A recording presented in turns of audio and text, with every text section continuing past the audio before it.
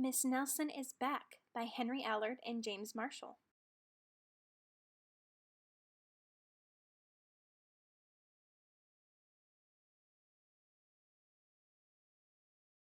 One Friday, Miss Nelson told her class that she was going to have her tonsils out.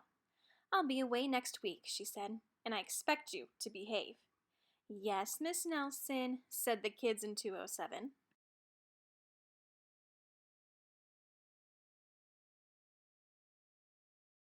But at recess, it was another story.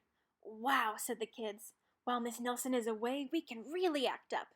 "Not so fast," said a big kid from 309. "Haven't you ever heard of Viola Swamp?" "Who?" said Miss Nelson's kids.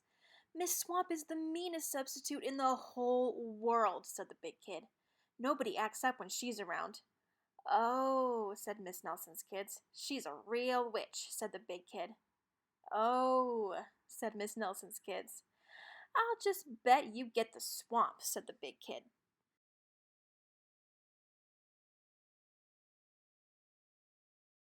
On Monday morning, Miss Nelson's kids were all in their seats. They were very nervous. Some of them had not slept all weekend. "If we get the swamp, I'll just die," said one kid. They heard footsteps in the hall.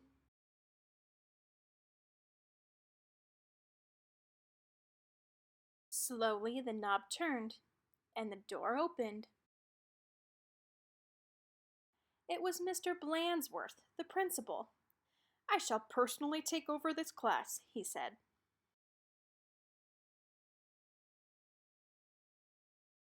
Miss Nelson's kids were so relieved, but they soon learned that Mr. Blandsworth was not a lot of fun.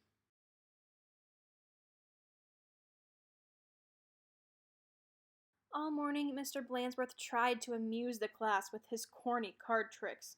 "Oh, brother," said the class. That afternoon, Mr. Blandsworth showed the class his favorite puppet pictures.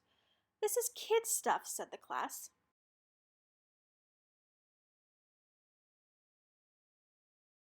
The next day, Mr. Blandsworth demonstrated his favorite bird calls. They were not a success.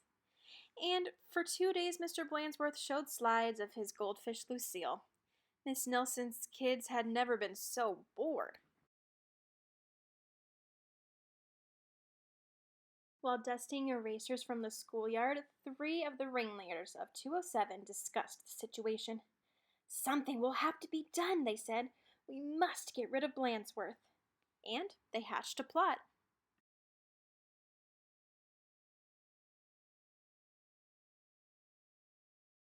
After school, they painted and sewed and borrowed some old clothes. And they practiced some very difficult stunt work in the backyard.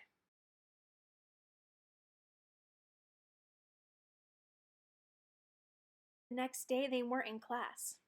"That's too bad," said Mr. Blandsworth. "They'll miss all the excitement." Mr. Blandsworth was about to show the class his collection of ballpoint pens from all over the world when someone came to the door.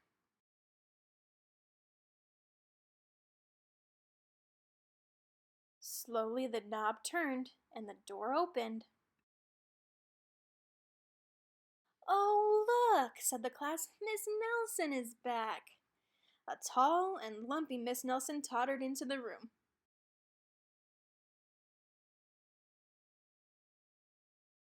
Mr. Blandsworth was surprised. "Well, you're back sooner than expected," he said.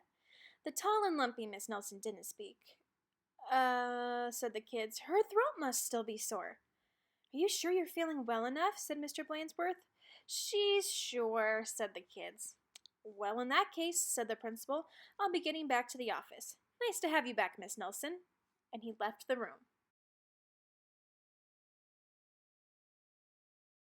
"Hot dog!" cried the class. "We got rid of Blandsworth. Now we can just do as we please." And at the stroke of 10, the kids from 207 left the building. No one stopped them.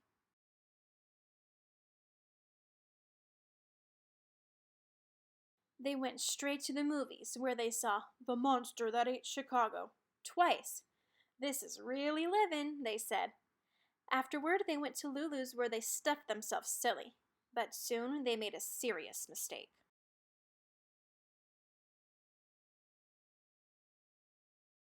Heading back to school, they passed Miss Nelson's house. Miss Nelson couldn't believe her eyes. "Those are my kids," she said in a scratchy voice. "What are they doing out of school? And who is that with them?"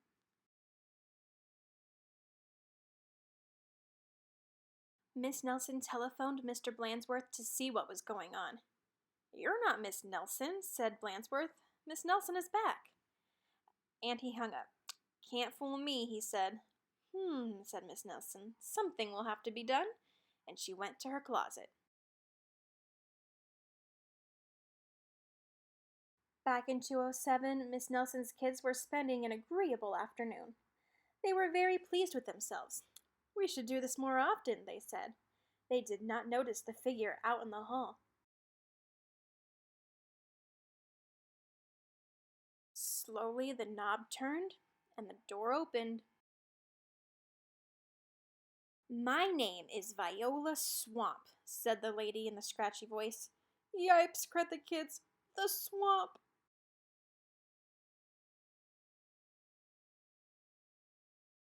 "That's right," said Miss Swamp, "and I'm here to whip this class into shape. Get back to those desks on the double." The class did as it was told. The big kid from 309 was certainly right. Miss Swamp was a real witch. She knew how to get results. The class did a whole week's worth in no time. "We shouldn't have gotten rid of Blandsworth," they said. "Pipe down," said the swamp, or... Just then something under a desk attracted her attention.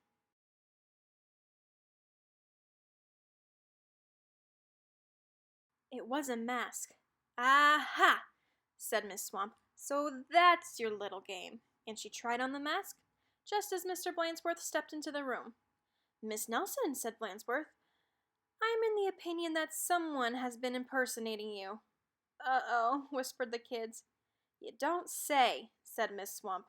"Probably just some kids acting up. I'm sure it won't happen again." And Mr. Blandsworth left.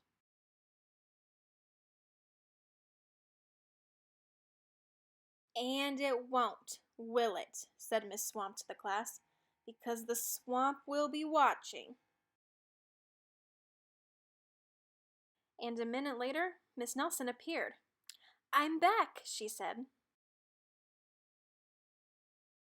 "Hot dog!" cried the kids. "Are we glad to see you!" "Didn't you have fun with Mr. Blandsworth?" asked Miss Nelson. Said the kids. They decided not to mention Miss Viola Swamp, but they wondered why Miss Nelson hadn't seen her in the hall.